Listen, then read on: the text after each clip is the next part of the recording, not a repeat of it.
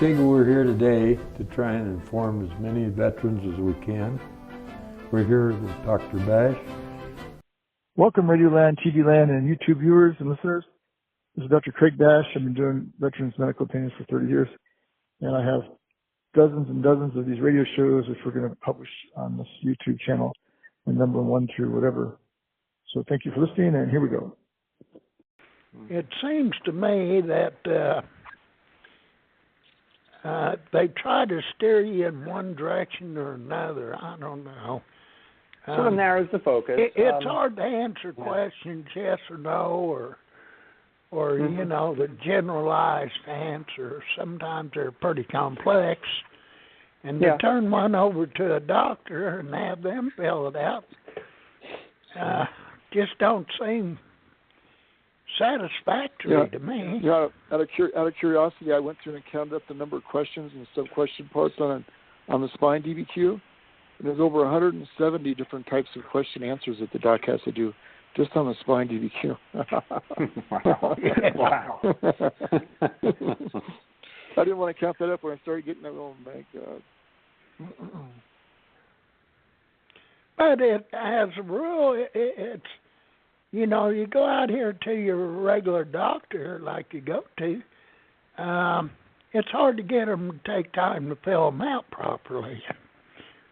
Most of them just check a box or two and sign it. And some are hesitant to involve themselves with VA because there are a few that really understand VA and what's being asked of them, and others are afraid to offer some observations that they're uncomfortable making, that they would be uncomfortable in assessing. They don't know how. So it's understandable, and hopefully that'll improve over time. VA does make revisions to these DBQs. It has happened. I've seen it. And hopefully they'll continue to improve over time. Each of those questions, Bill, could have 100 or, I don't know, 20 or some number of precedent cases behind it. You know, legally, the doc has no idea what's going on with, right? 170 different questions with 10 That's right. precedent. Yeah, could you imagine me as a rater sending it back to the doctor who did it and saying, well, you know, your discussion really doesn't satisfy the requirements discussed in Mesoquinones v. McDonald. Exactly. Right. Right. Okay. The doctor says what? Huh? Is that Harrison's textbook of medicine? Do you say Harrison's textbook of medicine? No, I'm talking about some legal case. The doc has no idea. No. Well, they can end up in a quagmire they ain't got time for, they don't want to fool with. My last DBQs that they wanted me to fill out, I just turned over to my primary care team and took care of it. What they put down, I have no idea. Well, I hope that works out for you. I'd rather put it in the hands of somebody like Dr. Bash who knows what he's doing. You know? Yeah, that's true. I should have done that.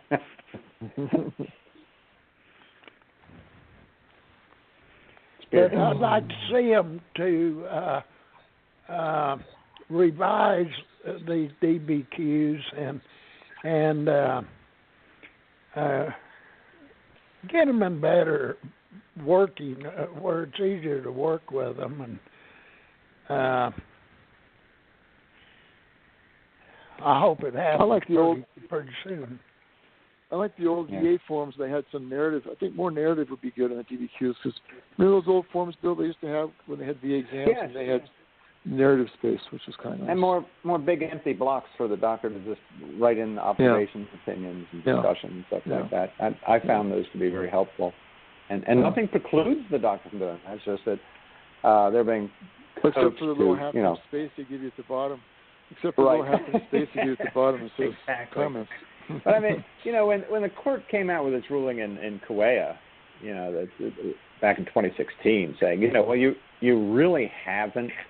The DBQ really didn't describe limitations on weight bearing and pain on weight bearing, and so VA revised the DBQ and specifically prompts the examiner now to describe pain on weight bearing or not weight versus not weight bearing, and versus the other limb if appropriate. So that's that's an example of improving it to try to satisfy the evolving legal requirements. So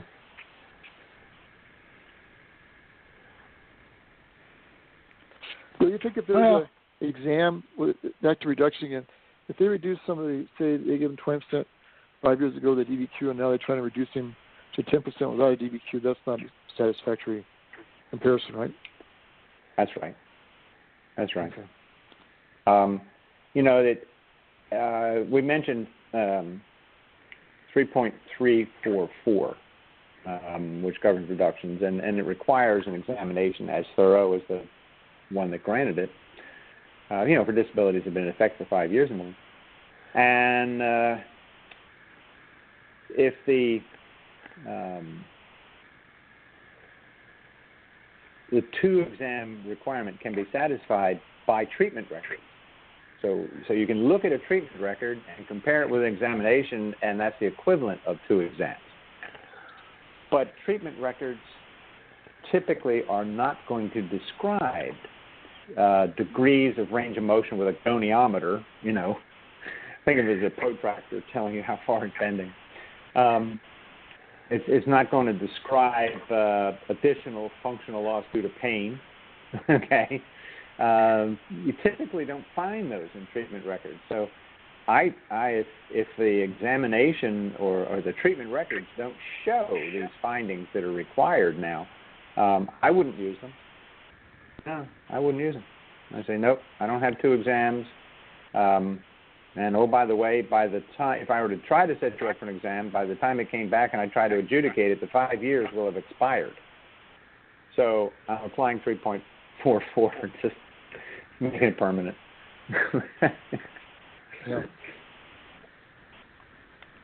That's some common sense. It's particularly true with some very chronic malignancies. CLL. Chronic lymphosine.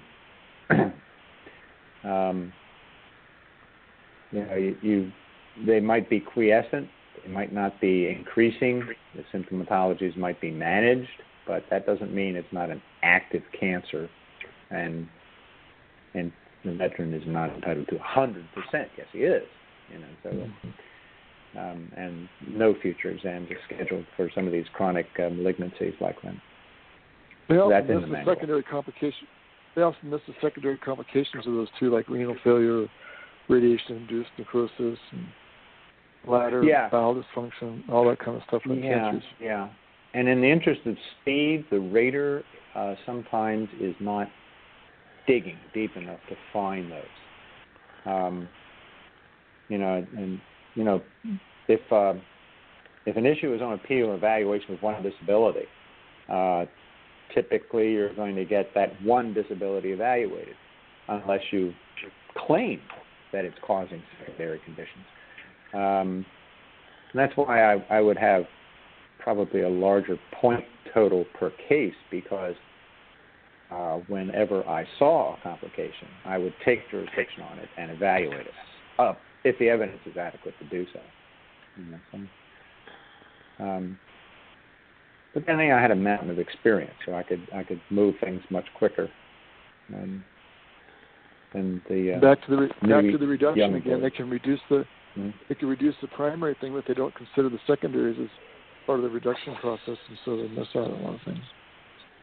Yeah, it's a matter of identifying the issues. And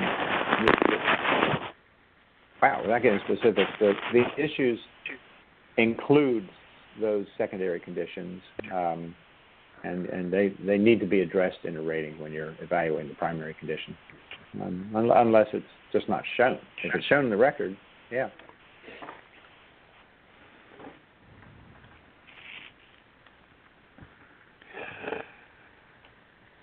So do you think the new year, 2019, is going to be a better year for veterans? as far as the claims process is going? I hope so. I think we've done a lot of changes and addressed millions of claims in the past several years that had been languishing for a long time. My fear now is for appeals. A rather significant percentage of those claims that used to be considered part of the claims backlog and are no longer considered part of the backlog in claims are now on appeal. And that's why Congress, enacted legislation to improve the appeals process and to help, because if things continued as they were, the appeals pending could not be adjudicated within the predictable lifespan of the veterans with appeals claims pending. Okay? So something had to be done. My fear is that the expeditious process will be harmful to some veterans, because if you elect a prompt review, you're basically inviting VA to decide the case on the evidence at hand. And most veterans, in my experience, don't have a good understanding of what evidence is necessary to prevail on appeal. They think they have a good case. They think they just need to get it in the right hands to decide it their way. And I think that impression is somewhat naive. I think they don't understand that it requires significant medical evidence. And that's probably the biggest issue facing our appeals, is getting the right medical evidence for the adjudicator. You do that, you have a chance. But if you take the ramp and go fast for a fast decision, you risk losing it because it's not been fully developed. Usually, one study I recall, VA was analyzing remanded appeals to find out why there were so many remands. And the result was that 30%, that's nearly a third of all appeals that were remanded because the regional office did not complete the development in accordance with the rules already telling them what to do. They were not completing that development. So if we know that, if we know that, then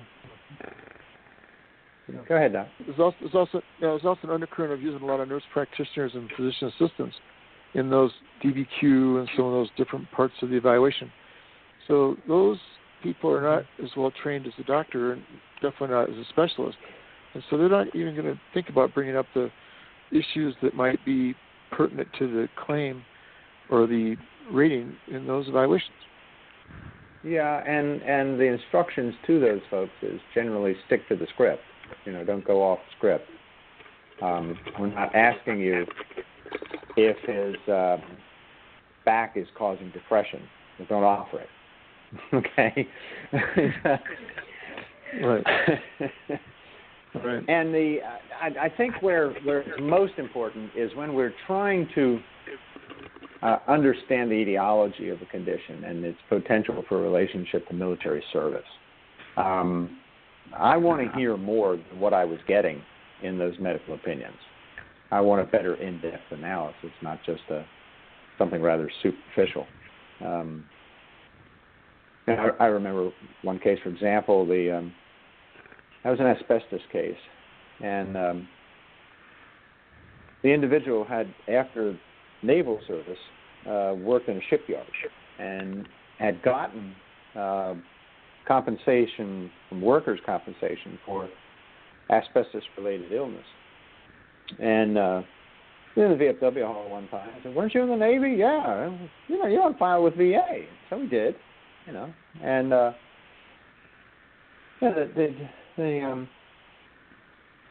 denial was basically predicated on the simple fact that he got a workers' compensation claim. And I had argued in that case, and eventually the court remanded it.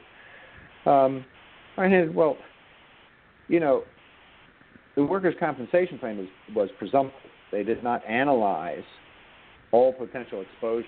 It was simply a class action, in essence, with an attorney who had been handling thousands of such claims.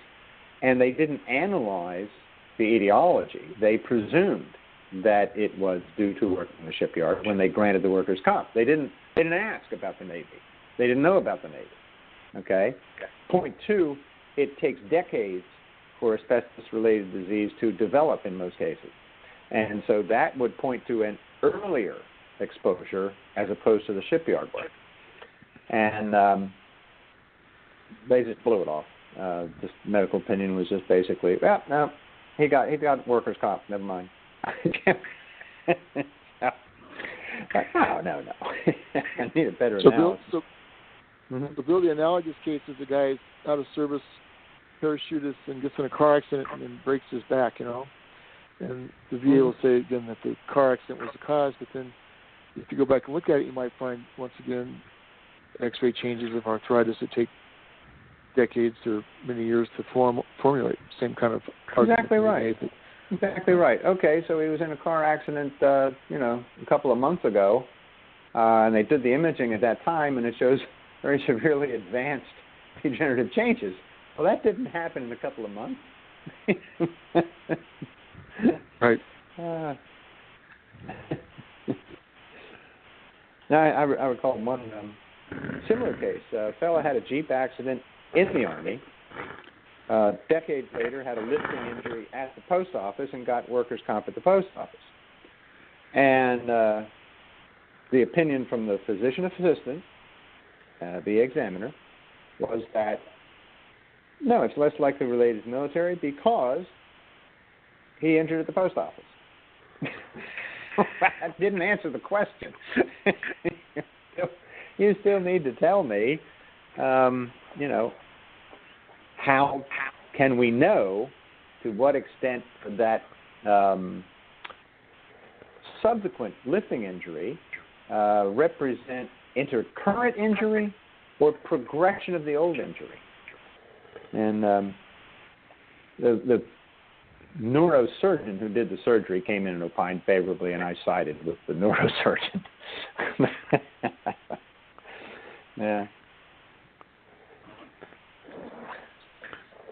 Yeah, another place that happens is with surgeries. I have an old case where the guy had an injury, and then he had surgery in the VA, then he had surgery outside the VA, and surgery inside the VA, and surgery outside the VA. So, of course, the VA said that the outside surgery caused the problems, because his symptoms are getting worse. But you go back, same kind of thing, go back at the imaging, go back to the very beginning, you see after that very first VA surgery, there was some nerve root scarring, which is kind of a subtle thing. And that was persistent throughout all the subsequent surgeries, and that was his root problem. So it just gets back to close analysis of the data and the facts, and looking at whether the guy was in Penang or whether he was, asbestos on the outside or inside. Just about a careful analysis of what the facts are. Mm-hmm. Mm-hmm.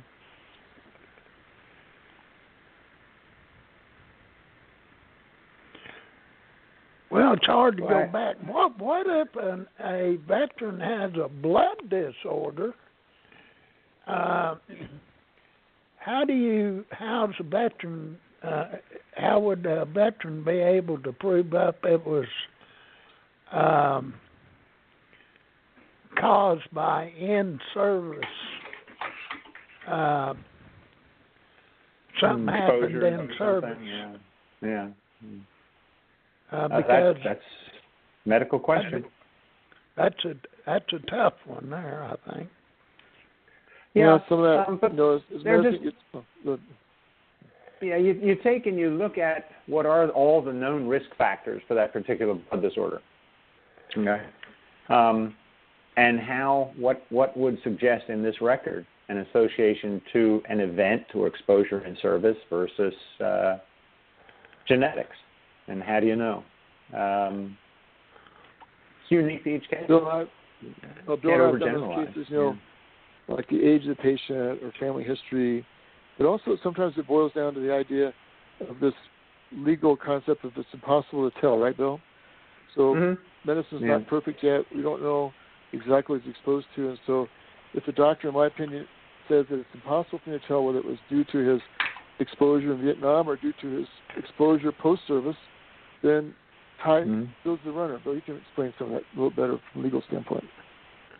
Yeah, that's basically it. And they say, well, here's, maybe some research has been done, and it says, following exposure to contaminated water from cleaning solvents. Okay. Thinking of Camp Lejeune there. Following that, people have an increased rate of occurrence of certain cancers. Okay.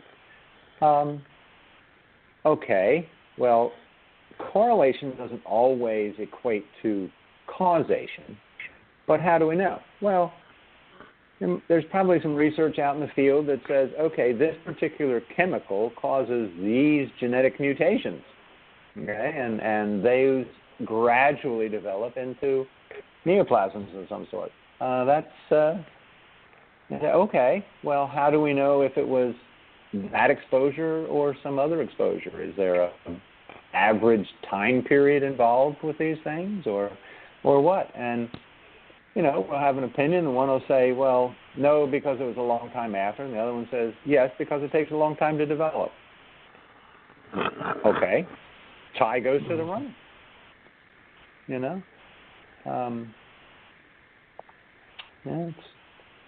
It's straightforward.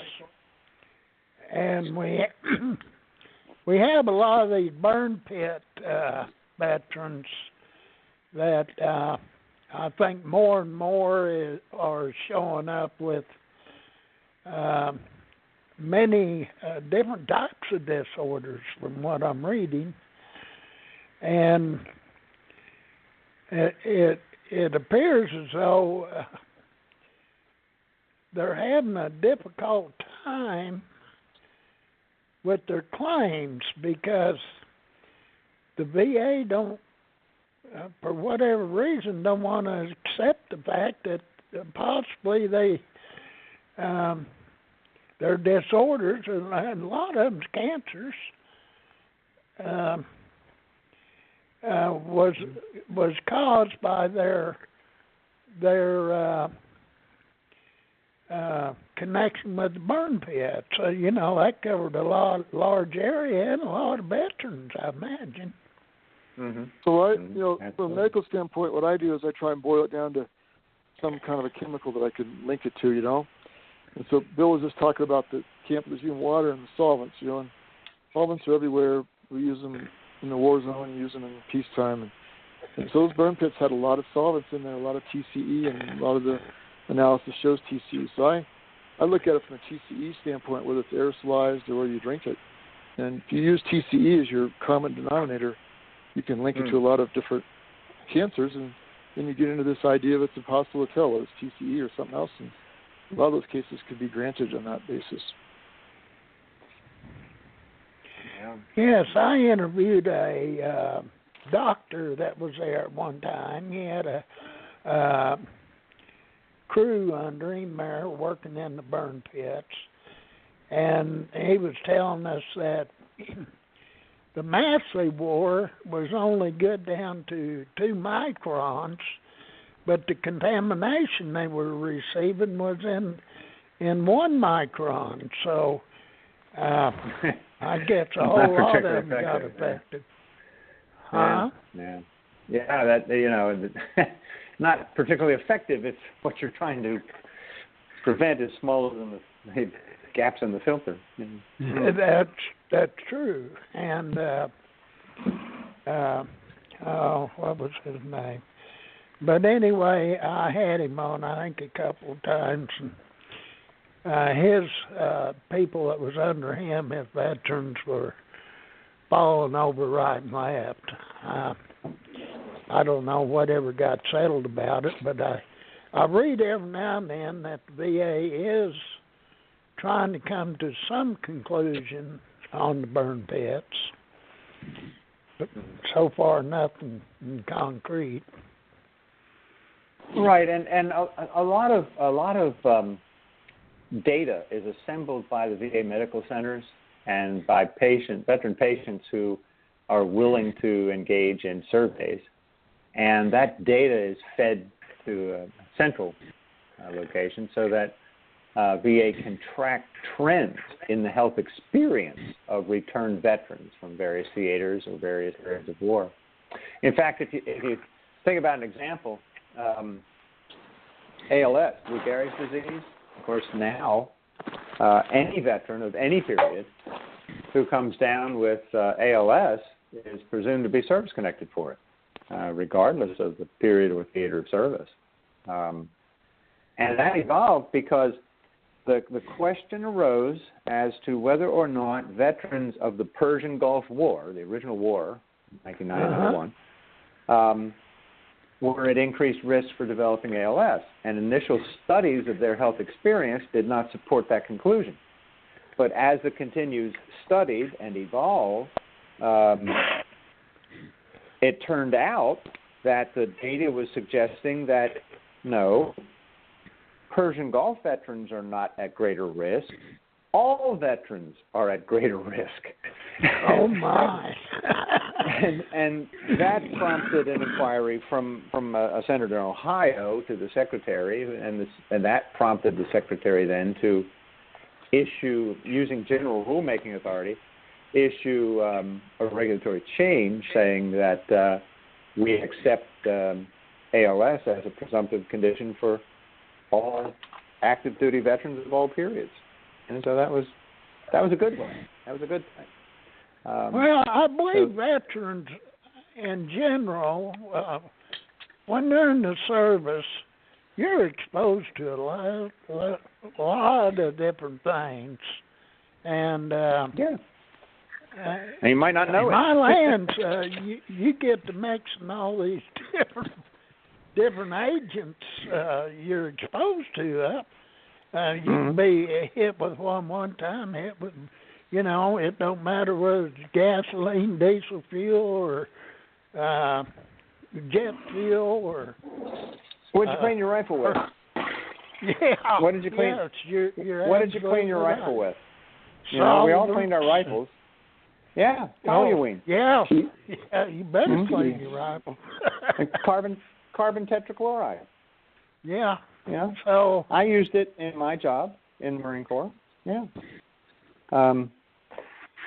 So, well, take it back to the nuclear testing. They didn't know that there were health risks associated with exposure, and I recall one particular experiment in the Marine Corps. I mean, I wasn't in the Marine Corps at the time, but I recall reading of it. Marine Corps wanted to know how fast they could occupy the field. So they had experiments where they would place Marines in trenches, blow up a nuclear bomb, fly in helicopters, pick up the Marines, and take them to ground zero and see how fast they could do it.